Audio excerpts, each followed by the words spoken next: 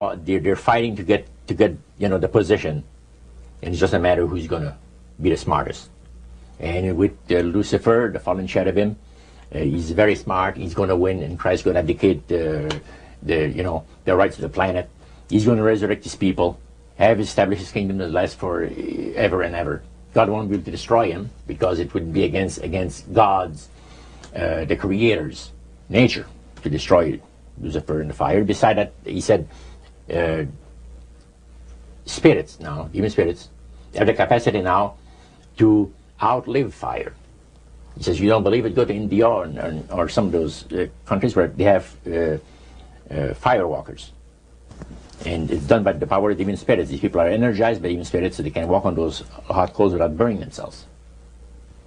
And this is what the high priest said. And he says, if they want to use fire, they can use it. It's not going to burn anybody. So that's the way they believe. So this high priest was almost talking to your group in an evangelistic fervor. Oh yeah, because he figures that he's going to be one of the higher ups in the great kingdom. Okay. Now, of the group that was there that night, 60, 70 people, I think you've mentioned before. Yeah, it varied. How many of those were people who were hardcore members, and how many of them were new inductees? Well, we were the only two youngsters there, so to speak. You and your friend. And how old were you at that time, Roger? I was about 20. 20 years old. Mm-hmm. Yeah, 20 years old. Did you have a feeling of awe over the fact that you had been chosen? Yes, in a way. And then I got thinking about this. When am I going to have to pay the price? The cost. My parents had brought me up like this. If you get involved with evil, you're going to reap what you sowed. So you want to be upright in life. And if you associate with evildoers, they'll probably land you in jail or somewhere else that you wouldn't want to be. So there's always a price to be paid. So you had that little something maybe instilled by your mother and father a long time ago that kept you from making that full commitment. Now, one of the things that really amazed me and shocked me and made me sick at heart is when the priests talk about Christian idolatry. What is Christian idolatry? The priest mentioned that word. Yeah. Tell us what he said, Roger. He said that Christian idolatry is the most grandiose or great deception that has ever been brought upon the human family, upon mankind. And he says, and he boasted that demon spirits are continually defiling Christian churches through the avenue of necromancy by using a form of spirit worship that involves hundreds of millions of Christians into idolatry without their being aware of it. Now, what is necromancy? Describe or define necromancy for me. Their belief, popular belief of necromancy, is to conjure the spirits of the dead. So that you can speak with someone who has died. Right. Like the seance that you originally went to was the practice of necromancy. Yeah. Now, the priest says that this super deception is brought about in only one way. Through the deceptive belief that man has an immortal soul that lives on after death. And he said that constitutes idolatry through necromancy. So he says there are hundreds of millions of Christians that are practicing idolatry while they think they're glorifying God. See? Because they believe that the soul is immortal. Yeah. They may not be talking to the supposed spirits of the dead.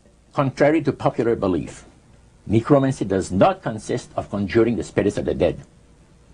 The reason being that man is totally mortal and does not possess an immortal soul. So who are they talking to? He says the friendly demon spirits that have always found over the centuries great delight in impersonating in apparitions departed loved ones and persons of great renown. Now, friendly demon spirits. Friendly demon spirits. Are there more than one kind of demon spirits, Roger?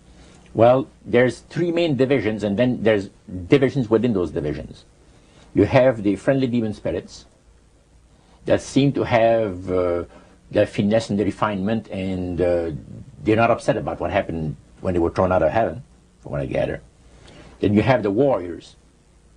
They like to bring misery and destruction in the lives of people. then you have the oppressors.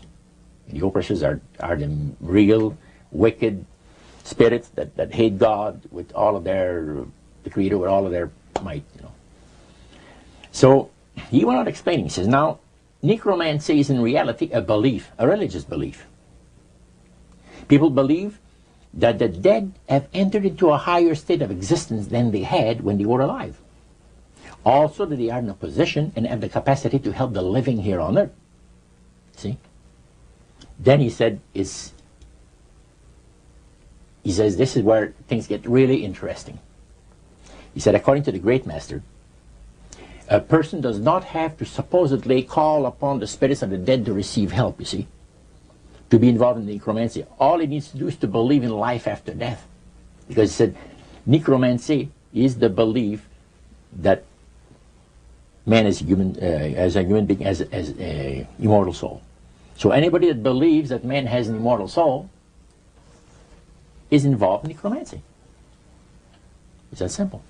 That's the way he explained it. Yeah. So how does that constitute idolatry? By people believing that they are either talking to the saints, you see, the spirits of the dead saints, or a dead relative, or a dead person of some type. And you take, for instance, like Loretta Lynn. She says on national television, and I have the data on it, that I heard it myself. She said that she was made successful in her singing career by a dear friend of hers that was the same age as she, and died when she was 18 years of age. And Loretta was trying to get into the singing world, but she says, I had no success at all. Until one night I was sitting in bed reading a book. And she says, who walks right through the wall but my friend, the spirit of my friend? And she says, Loretta, I'm going to make you a very famous person in singing Western country music, and I will be with you all the time. Trust me. And she says she had a big concert once, and she was coming down with this bad cold. And she thought that her voice was going to give. She talked to her spirit and felt that she was going to be helped. And she got on the stage and she started to sing, and right in the middle of where she really needed the power, no power at all. And her spirit friend tapped her on the shoulder and started to sing for her. She said her voice went through me, the power. See? And you saw this in a television documentary? Yeah. This was, I believe, in 1976 it took place. Now, the priest explained that when people believe in this business, they are actually opening themselves to be completely deceived by demon spirits, because it gives the demon spirits an opportunity to impersonate the dead, see, and for people to believe their lies. And the priest says that thrills first of all, it says it brings to the Great Master the respect and the reverence that is due to his great name.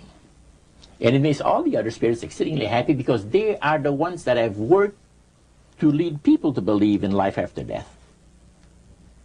See? And they rejoice also.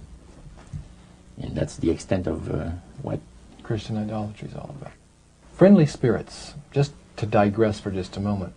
You mentioned 3 different categories, and the friendly spirits are the ones that love to impersonate being a historian or something. We specialize in that. In your experiences in the praise services or in the worship room or the other places where you were, any of the places you were, did you ever witness an event where necromancy or even something that would be popularly called channeling today took place, where you actually heard the voice of someone in response to someone's questions?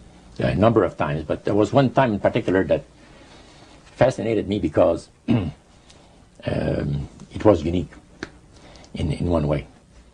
The priest told us that there was a French historian that was affiliated with Montreal, University of Montreal, which is a French university, and the English university is McGill. So the University of Montreal is the French university. And this man was from Paris.